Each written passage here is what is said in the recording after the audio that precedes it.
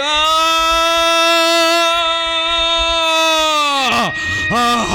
বন্ধ করো, বন্ধ করো ওই পাগলা ঘন্টা। ওই ঘন্টার শব্দ যেন আমার মাথার মধ্যে শত হাতুড়ি ঘা মারছে, সহস্র বজ্র যেন ভেঙে পড়ছে আমার মাথার উপর। আমি আমি আর দাঁড়াতে পারছি না, আমি আর সহ্য করতে পারছি না।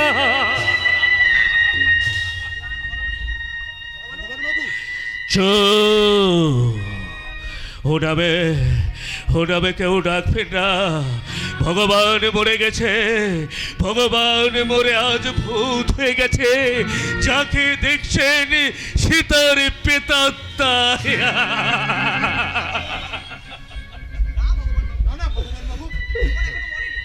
ভগবান কখনো মরতে পারে না, ভগবান এখনো মরেনি। আপনি ভুলে যাচ্ছেন আপনার জীবন তো এই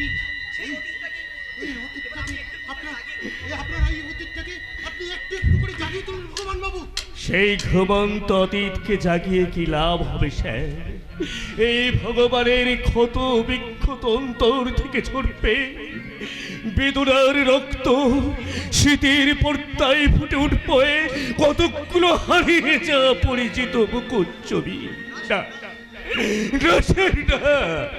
শেষ বিদায়ের কালে বেদনার মোড়কে ঢাকা সেই ভয়ঙ্কর স্মৃতিগুলোকে আমি জাগাতে চাই না স্যার। জাগাতে তো হবে ভগবান বাবু, আপনাকে জাগাতে হবে। এই মানব সমাজ আপনার এই অতীতটাকে জানুক, আপনাকে জাগাতে হবে। আপনি ইচ্ছে করে আপনি একটু একটু করে জাগিয়ে তোলার চেষ্টা করুন ভগবান বাবু। কেমন করে বলবো স্যার, কেমন করে বলবো? চক্রান্তের রাহুর কাছে তুলিয়েছ আমার সোনার সংসারের করুণ কাহিনী। কেমন করে শোনাবো বাবা মা নামক পথের কাটাকে সৌভাগ্যের রাজপথ থেকে ওরা ধরে ছুঁড়ে ফেলে দেয়া আমার সুযোগ্য পুত্রের নির্মম ইতিহাস। যত কষ্টই হোক আপনাকে বলতেই হবে। আমরা শুনবো, আমরা এই মানব সমাজ শুনবো আপনার এই ইতিহাস। বেশ, তাহলে শুনুন স্যার, আমার নিচে হাতে গোড়া গ্রাম সেই শান্তিপুরের কোঠা, যে শান্তিপুরের পল্লী বধুরা সন্ধ্যাবেলায় তুলসী তুলাই সন্ধ্যা প্রদীপ জ্বালিয়ে সংসারের মঙ্গল কামনা করত।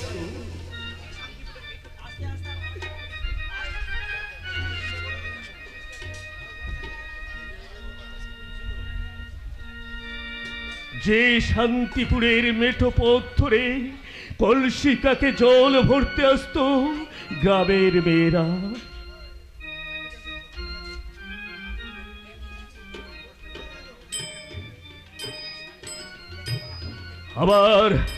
আবার সেই শান্তিপুরের বুকে একদিন নেমে এলো লোভ লালসা হিংসার সর্বগ্রাসী আক্রমণ।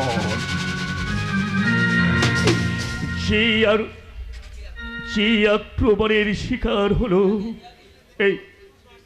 এই ভগবানে ভরসা।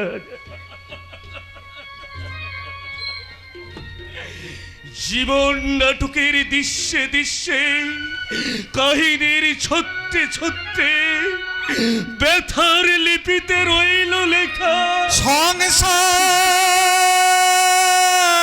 চাঁদে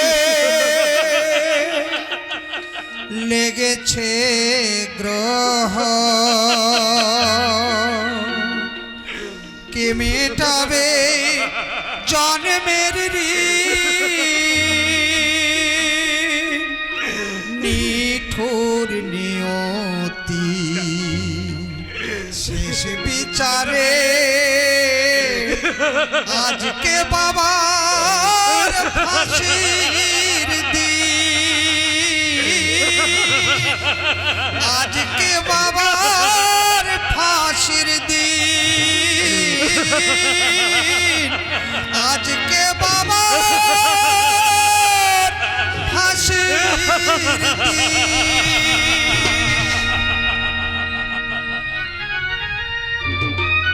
রচনা ডাক্তার তাপস কুমার, নির্দেশনায় তপন ঘোষ, সুর সজল পাঁজা, রূপসজ্জা আলো ও ধ্বনি মিনতি ড্রেস হাউস, সহযোগিতা পরিচালনায় কোপা গ্রাম্য ষোলোয়ানা, দল ম্যানেজার লালু মানিক, ব্যবস্থাপনায় যাত্রা সিদ্ধি যাত্রা সংস্থা, সর্বাধিনায়ক নিরঞ্জন মালাকার। উপস্থিত দর্শকবৃন্দকে জানায় যাত্রা সংস্থার পক্ষ থেকে প্রীতি শুভেচ্ছা, আন্তরিক অভিনন্দন। শ্রী শ্রী ঠাকুর রামকৃষ্ণ, মা শারদা ও নাট্যাচার্য গিরিশ ঘোষ ও সম্মুখে সমস্ত দেবদেবীর চরণে শতকোটি প্রণাম জানিয়ে শুরু করছি।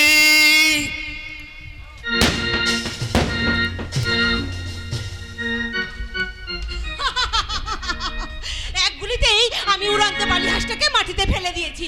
ড্যাডি যদি সঙ্গে থাকতো তাকে আমি দেখিয়ে বলতাম, ড্যাডি রাইফেল শুটিং কম্পিটিশনে তোমার আর দাদার চেয়ে আমিও কিন্তু কোনো অংশে কম নয়।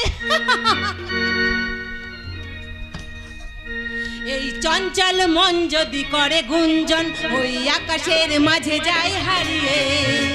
চঞ্চল মন যদি করে গুঞ্জন, ওই আকাশের মাঝে যায় হারিয়ে। মেঘেদের সাথে সাথে লুকোচুরি খেলা করে মনটাকে নেব আমি ভরিয়ে। মেঘেদের সাথে সাথে লুকোচুরি খেলা করে মনটাকে নেব আমি ভরিয়ে।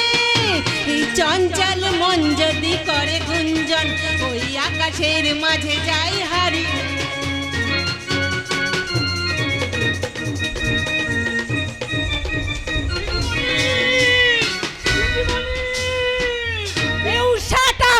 তোকে না আমি কতবার বলেছি আমার সামনে ওইসব অশিক্ষিত গেও শব্দগুলো উচ্চারণ করবি না। আমাকে দিদিমণি বলে না ডেকে মেম সাহেব বলে ডাকতে পারিস না। শিকারটা গাড়িতে তুলে নিয়েছিস তো? না মেম সাহেব, হোয়াট, তুই এখনো ওটা তুলে আনিসনি? তুলতে যেই তো বড় গোলমাল। কিসের গোলমাল? আর বলবেন না, আমি যখনই তুলতে যাই তখন এক ভদ্রলোক এসে হাঁসটার সেবা শুশ্রূষা আরম্ভ করে। আমি বললাম এটা আমার মেম সাহেবের শিকার, আমার হাতে তুলে দিন। তারপর তারপর লোকটা আমাকে ধমক দিয়ে বলল কি জানো? আমাকে বলল তোমার মেম সাহেবকে বলো এর সেবা শুশ্রূষা আমি করেছি, অতএব হাঁসটা আমার। You shut up! গুলি করে রাস্কালটার মাথার খুলি আমি উড়িয়ে দেব। গায়ের চামড়া তুলে নিয়ে আমি জুতো বানাবো, জুতো। তাহলে পায়ের মাপটা দিয়ে যান ম্যাডাম, জুতো বানিয়ে আমি নিজেই আপনার জন্য পাঠিয়ে দেব। এই কে তুমি? হ্যাঁ ম্যাডাম, আপনার ওই দামি বন্দুক দিয়ে যার সস্তা মাথাটা ওড়াতে চেয়েছিলেন, এই যার গায়ের কালো চামড়া দিয়ে আপনার ওই সুন্দর নরম হাত দুখানির জন্য জুতো বানাতে চেয়েছিলেন পায়ের জন্য, আমি সেই রাস্কেল। ওই এই লোকটাই তো ম্যাডাম। জুতোর মাপটা দিন। এই বাজে বকবক না করে উত্তর দাও, আমার শিকার তুমি ফিরিয়ে দেবে কিনা? কখনো না, কখনো না, কখনো না। আপনার খেয়ালি মনের শখ মেটাতে গিয়ে নিষ্ঠুরের মতো যে প্রাণীটার বুকে গুলি চালিয়েছেন, বহু যত্ন করে সেবা দিয়ে আমি তার প্রাণ বাঁচিয়েছি। ওই দেখুন মেম সাহেব, আপনার শিকার সুস্থ স্বাভাবিক হয়ে কি সুন্দর নীল আকাশের বুকে ডানা মেলে ভাসছে। চালান মেম সাহেব, কি হলো আপনার হাত দুটো রকম থরথর করে কাঁপছে কেন? বন্দুকের ভারে আপনার শরীরটা অবশ হয়ে হাসছে বুঝি? চালান। কি হলো মেম সাহেব, পারলেন না তো? হাতে বন্দুক থাকলেই কিন্তু গুলি চালানো যায় না ম্যাডাম, তার জন্য হিম্মত থাকা চাই, হিম্মত। আমার বন্দুক ফিরিয়ে দাও বলছি। না, এই বন্দুকটা আমি থানায় জমা দিয়ে আপনার নামে মেম সাহেব ছেলে মানুষ, জানেনি ভুল করে এই কাজটা করে ফেলেছে। আমি মেম সাহেবের হয়ে আপনার কাছে ক্ষমা চাইছি বাবু। ক্ষমা? যার হয়ে তুমি ক্ষমা চাইছো, কই তার চোখে মুখে তো অনুশোচনার বিন্দু মাত্র ছায়া আমি দেখতে পাচ্ছি না। অবশ্য বন্দুক আমি ফিরিয়ে দিতে পারি যদি তোমার মেম সাহেব আমার কাছে ক্ষমা চান। আমি ক্ষমা চাইবো তোমার কাছে? হ্যাঁ, আপনি ইম্পসিবল। কখনো না, জীবনে কখনো আমি কারো কাছে ক্ষমা চাইনি আর কখনো চাইবো না। আপনি আমার কাছে ক্ষমা চাইবেন, আর যদি না চান তাহলে বন্দুকটা আমি থানাতেই জমা দিয়ে আসি। না বাবু না, আপনি যাবেন না। মেম সাহেব ক্ষমা চেয়ে নেন, ক্ষমাটা চেয়ে নাও, নাহলে সর্বনাশ হয়ে যাবে। কারণ বন্দুকের লাইসেন্সটা কোথা বাবুর নামে। বেশ, আমায় তুমি ক্ষমা করো। You shut up. এই নিন ম্যাডাম আপনার বন্দুক। এবারের মতো আমি আপনাকে ক্ষমা করে দিলাম, কিন্তু কিন্তু মনে রাখবেন ম্যাডাম, এই শান্তিপুরের মাটিতে দাঁড়িয়ে যদি আর কখনো কোনোদিন কোনো নিরীহ প্রাণীর বুকে গুলি চালানোর স্পর্ধা দেখিয়েছেন, তাহলে আজকের মতো শুধু আপনার হাত থেকে বন্দুকটা ছিনিয়ে নেব না, সেই সঙ্গে আপনার ওই সুন্দর নরম হাত দুখানি আমি মুচড়ে ভেঙে দেব। কথাটা মনে রাখবেন। You rascal. বন্দুকটা নামাও মামুনি। ড্যাডি, ড্যাডি তুমি এসেছো, ড্যাডি তুমি এসেছো। ওকামে কোথাকার, যাকে তুই গুলি করতে বন্দুক তুলেছিস সে সামান্য লোক নয়।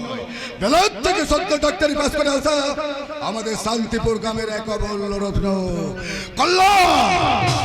কল্যাণ ভট্টাচার্য, যাই কিনা সারা বিশ্বে 10 জনের একজন হয়ে আমাদের শান্তিপুর গ্রামের মুখ উজ্জ্বল করেছে। তুমি সত্যি বলছো ড্যাডি? ওই ডাক্তার ওই বিরাট ফেরা ডাক্তার এই শান্তিপুরেরই? আরে মামুনি, হ্যাঁ, ওই শান্তিপুরের দেন দরিদ্র ব্রাহ্মণ ভগবান ভট্টাচার্যের হৃদ পুকুরে সোনার পদ্মটা একটু একটু করে ফুটে উঠেছে। আর পদ্মটা তুলে নে, তোর মনে ড্যাডি, তোমার কথা আমি ঠিক বুঝতে পারছি। আরে পাচ্ছিস না, ঠিক আছে, পরে বুঝিয়ে বলছি। হ্যাঁ ধরো নে, তুই এক কাজ কর, গাড়িতে গিয়ে বল। মানে আমি তোকে যে কথা বলছিলাম, বলতে চাই। বলো ড্যাডি, বলো। বলছে ওর অপমানটা যেন তুই এত সহজে ভুলে না যা, পারিস তো? ওই অপমানের আগুনটাকে মনের মধ্যে দ্বিগুণ ভাবে জ্বালিয়ে দে। তার মানে ওর শিকার ছিনিয়ে নিয়ে যে অপমান তোকে করেছে, পারিস তো তুই ওকে শিকার বানিয়ে নে। কিন্তু কিভাবে ড্যাডি?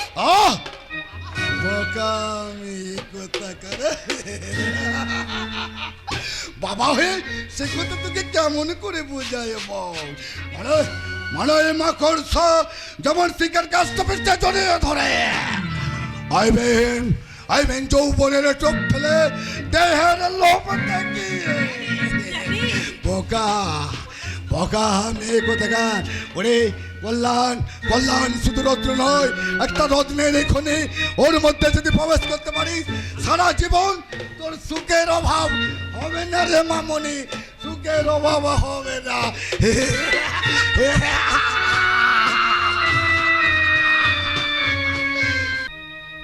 জীবনের সার তুমি প্রভু গো আমার, প্রণাম জানাই আমি চরণে তোমার। জীবনের সার তুমি প্রভু গো আমার, প্রণাম জানাই আমি চরণে তোমার। ঝড়ের আঘাতে আজি কাঁপে দীপ শিখা, জানি না ললাটে আছে কি লেখন লেখা। তুমি তো জানো গো কি লেখা লিখেছো, আমরা জানি না কিছু, জানি তুমি আছো। আমাদের সব কিছু নাও তুমি ভার, প্রণাম জানাই আমি চরণে তোমার। জীবনের সার তুমি প্রভু গো আমার, প্রণাম জানাই আমি চরণে তোমার।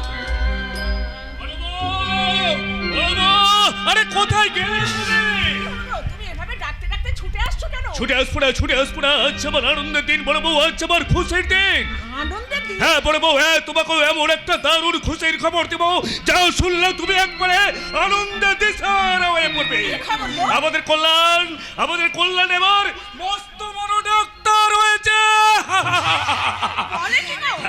আমাদের কল্যাণ ডাক্তার হয়েছে? হ্যাঁ হ্যাঁ বড় বউ, হ্যাঁ এই দেখো কল্যাণের কত বড় খবরের কাগজে ছবি বেরিয়েছে। খবরের কাগজে কল্যাণের ছবি? ওই দেখি দেখি। হ্যাঁ, দেখো, দেখো, দেখো, দেখো। বাবা, বিলিতি পোশাকে আমার কল্যাণকে কি সুন্দর মানিয়েছে দেখো, যেন একেবারে সাহেব। ভগবান ভট্টাচার্যের পোছা পুকুরে এমন একটা সোনার পদ্ম ফুটবে, তাকে কেউ কোনোদিন ভাবতে পেরেছিল বড় বউ? তবে হ্যাঁ, তোমার গুণেই কল্যাণ আজ এত দূর এগোতে পেরেছে। আমার একার গুণে এই শান্তিপুর গাঁয়ের ছেলে কল্যাণ কখনো বিলেত ফেরত ডাক্তার হতে পারতো না। তুমি সৎ বুদ্ধি দিয়ে সৎ পথে চালিত করেছিলে বলেই কল্যাণের আজ এই উন্নতি। কিন্তু আজকের এই আনন্দের দিনে সেদিনে সেই দুর্ঘটনার কথা আজ বড্ড বেশি করে মনে পড়ছে। অ্যাক্সিডেন্টে অম্লান যদি এইভাবে পঙ্গু হয়ে না যেত, তাহলে আমার অম্লানও হয়তো কল্যাণের মতো। চুপ করো বড় বউ, চুপ করো। আজকের দিনে সেসব কথা নাই বা তুললে। জানো বড় বউ, আমিও এক সময় অম্লানের জন্য চিন্তা করতাম, ভাবতাম কল্যাণকে বিলাতে পড়াতে গিয়ে আমি তো প্রায় সর্বশান্ত হয়ে গেছি। হঠাৎ যদি আমার কিছু হয়ে যায়, তাহলে আমার অম্লানের কি হবে? কেই বা তাকে দেখবে? কিন্তু বড় বউ, আজ আমার সব দুশ্চিন্তা কেটে গেছে। আমাদের কল্যাণী এবার আমার অম্লানকে দেখবে। আমাদের কল্যাণী এবার আমাদের একমাত্র মেয়ে চুন্দাকে ভালো ঘরে ভালো বনে বিয়ে দিয়ে। বাবা মা, চিঠি এসেছে, চিঠি আমার দাদার চিঠি, চিঠি আমার দাদার চিঠি, চিঠি আমার দাদার চিঠি, চিঠি আমার দাদার চিঠি। বিদেশ থেকে আনলো বয়ে খুশির খবরটি, বিদেশ থেকে আনলো বয়ে খুশির খবরটি, চিঠি আমার দাদার চিঠি, চিঠি আমার দাদার চিঠি।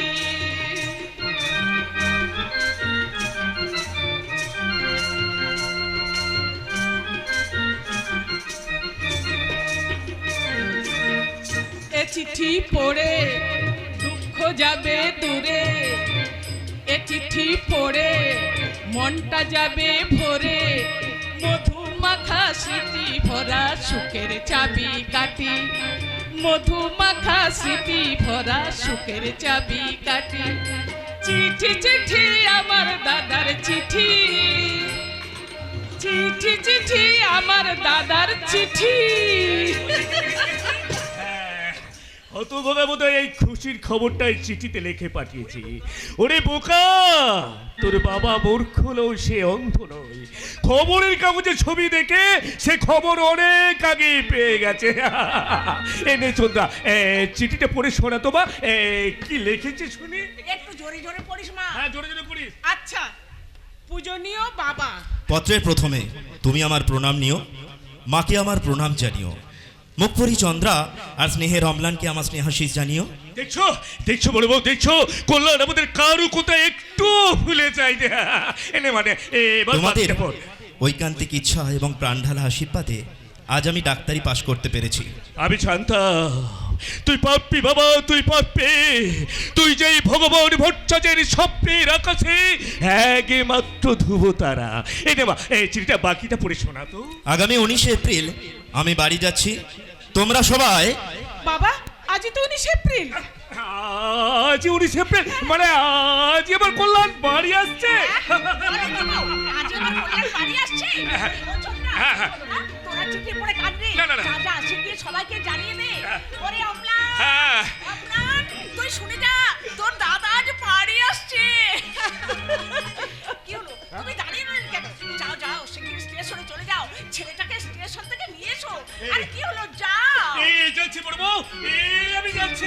আর যেতে হবে না বাবা, আমি এসে গেছি। কল্যাণ, রাস্তার মাঝে একটা ঝামেলার মধ্যে আটকে না পড়লে 2 ঘন্টা আগেই আমি বাড়ি চলে আসতাম। বাবা, বাবা কেমন আছো? ভালো আছি বাবা, ভালো আছি। আমি খুব ভালো আছি। মা, আমার সোনা মা, আমার মিষ্টি মা। মা তুমি ভালো আছো তো? হ্যাঁ বাবা ভালো আছি। আমাদের ছেড়ে থাকতে তোর বুঝি ভীষণ কষ্ট হয়েছিল তাই না রে বাবা? কষ্ট কোথায় না কষ্ট কোথায়, শয়নে স্বপনে নিদ্রায় জাগরণে তুমি তো আমার সঙ্গী ছিলে মা। কারণ তুমি যে আমার পৃথিবীতে, তুমি শুধু তোমার উপমা, তোমার উপমা। পৃথিবীতে তুমি শুধু তোমার উপমা, তোমার উপমা। মাগো মা, আমার মা, মাগো মা, আমার মা। জানো মা, এই 5টা বছর কিভাবে যে কেটে গেল আমি কিছুই বুঝতে পারিনি। এই মুখপুরি চন্দ্রা, ওভাবে মুখটা ফিরিয়ে দাঁড়িয়ে আছিস কেন? বাড়ি এলাম বলে খুব হিংসা হচ্ছে বুঝি? এই হিংসা দাদা লাগছে ছাড় ছাড়। দেখছো মা দেখছো দাদা বাড়িতে এসে কেমন আমার পিছনে লাগতে শুরু করছে। যতদিন না আমি তোকে তাড়াতে পারছি তোর কিন্তু নিস্তার নেই। যেতে আমার বয়েই গেছে। দাঁড়া, খুব শীঘ্রই আমি তোর বিয়ের ব্যবস্থা করছি। মা অম্লান কোথায়? অম্লানকে তো দেখছি না। অম্লান ভাই, ভাই ভালো আছিস তো ভাই? হ্যাঁ দাদা, হ্যাঁ খুব ভালো আছি দাদা, খুব ভালো আছি। জানো দাদা, আমাদের গ্রামের সবাই বলাবলি করছে তুমি যে এত বড় ডাক্তার হয়েছো, সে কথা আমি যে ভাবতে পারছি না দাদা। সে কি রে, ওই ছবিটা দেখেও তুই বিশ্বাস করতে পারছিস না? দেখ ছবিটা দেখ।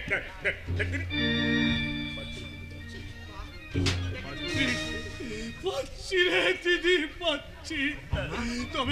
তবে আমি একটা কথা ভেবে পাচ্ছি না রে দিদি, আমার দাদা যে এত বড় ডাক্তার হয়েছে সে কথা যে আমি বিশ্বাস করতে পারছি না। সে কি রে, সে একই কথা, ওই ছবিটা দেখেও তুই এখনো বিশ্বাস করতে পারছিস না?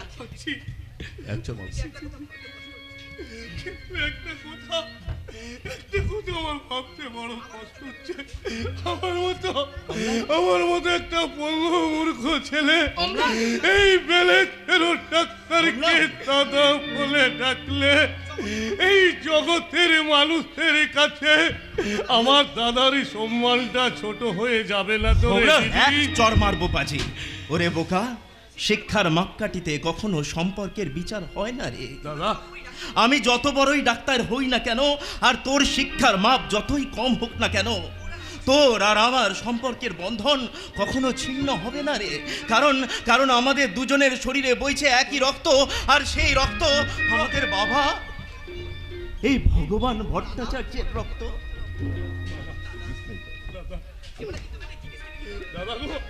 দাদা এবার কিন্তু তোমাকে একটা আমার জিনিস কিনে দিতে হবে দাদা। কি জিনিস? একটা 3 চাকা সাইকেল দাদা। সাইকেল? হ্যাঁ দাদা, হ্যাঁ। এই ক্যাচ নিয়ে হাঁটাচলা করতে আমার বড় কষ্ট হয় গো দাদা, বড় কষ্ট হয়। সেই সাইকেলটা চড়ে আমি এই গোটা গ্রামটা ঘুরে বেড়াবো দাদা, গোটা গ্রামটা ঘুরে বেড়াবো। নিশ্চয় দেবো। এই প্র্যাকটিসটা শুরু করে আমি তোর জন্য সাইকেল নিয়ে আসবো। আর আমায় কিছু দিবি না দাদা? ওরে বাবা, তোকেও দিতে হবে। মা কি দি বলো তো? বাবা কি দেবো? হ্যাঁ মনে পড়েছে।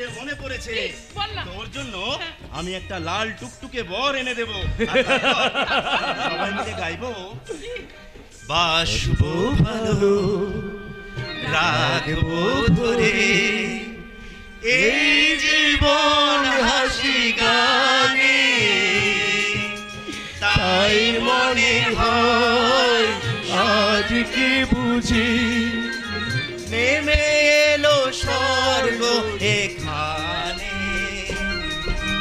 বাসবো ভালো রাখবো ধরে এই জীবন হাসি গানে, তাই মনে হয় আজকে বুঝি নেমে এলো স্বর্গ এখানে।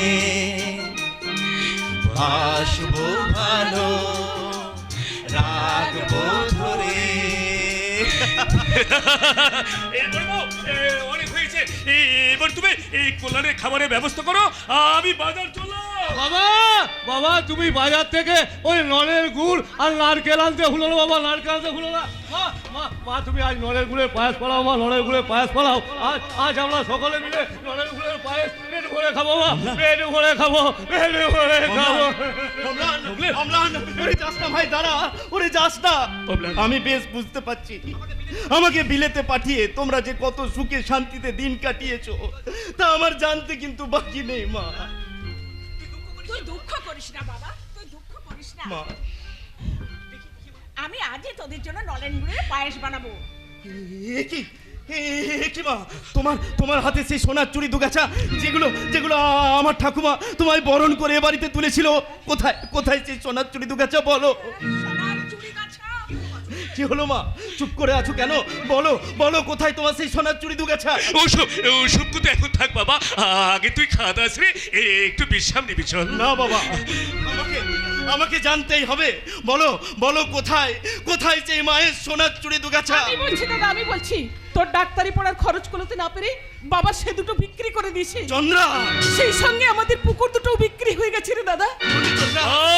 চলতে তুই থামবে না বাবা না, কেন থামবো? দাদাকে সর্বশান্ত করতে তুমি সর্বশান্ত হয়ে গেছো। হ্যাঁ হ্যাঁ বাবা, দাদা ভবিষ্যৎ থেকে তুমি সর্বশান্ত হয়ে গেছো। ওরে চন্দ্রা, তুই বলতে পারিস সর্বশান্ত হতে আর কি বাকি আছে? আছে রে দাদা, আরো আছে। তোর ডাক্তারি পড়ার খরচ করতে না পেরে ভজরি জিটুর কাছে বাবা আমাদের এই ভিটে বাড়িটা বন্ধক দিয়ে। চন্দ্রা,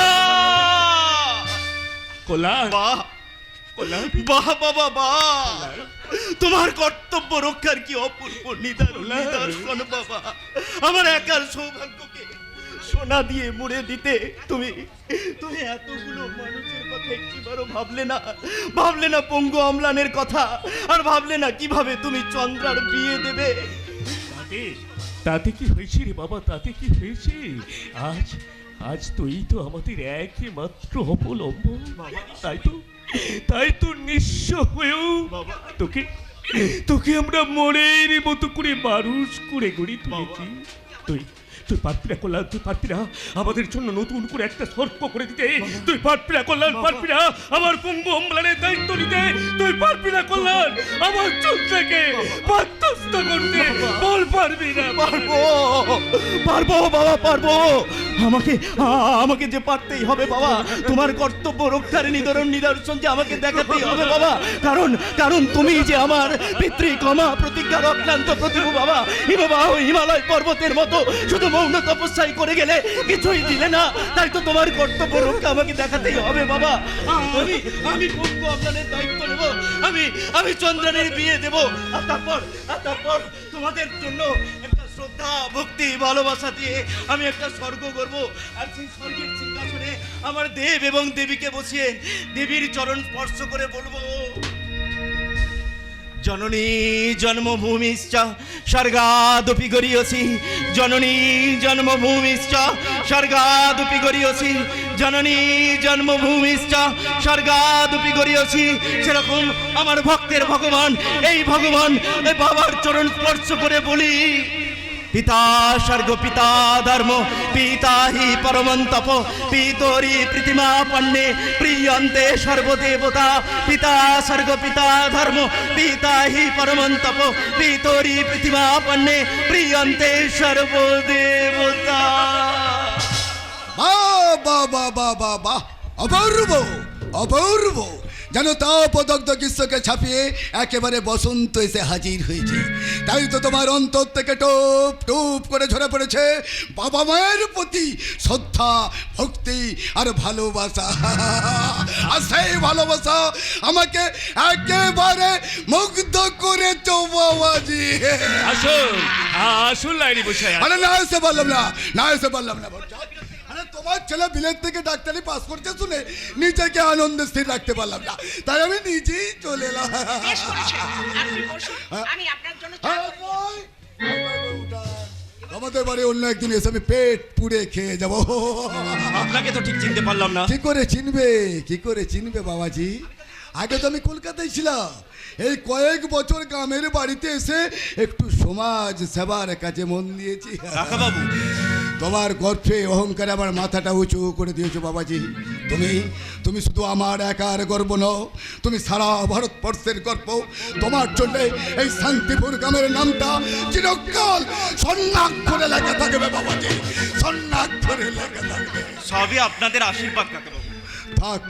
থাক বাবা থাক, আশীর্বাদ করি তুমি আরো অনেক অনেক বড় হও।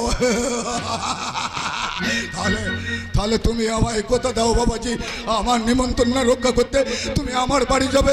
কথা দাও বাবাজি, আমি যে বড় আশা করে এসেছি, কথা দাও।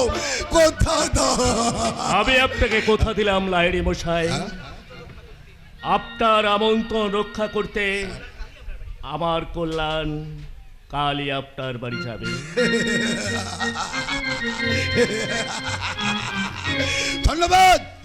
ধন্যবাদ ভট্টাচ, তোমাকে আমার অশেষ ধন্যবাদ। তাহলে এসো বাবাজি, আমি কিন্তু তোমার পথেই রইলাম। কেমন? আসি ভট্টাচ, আসি।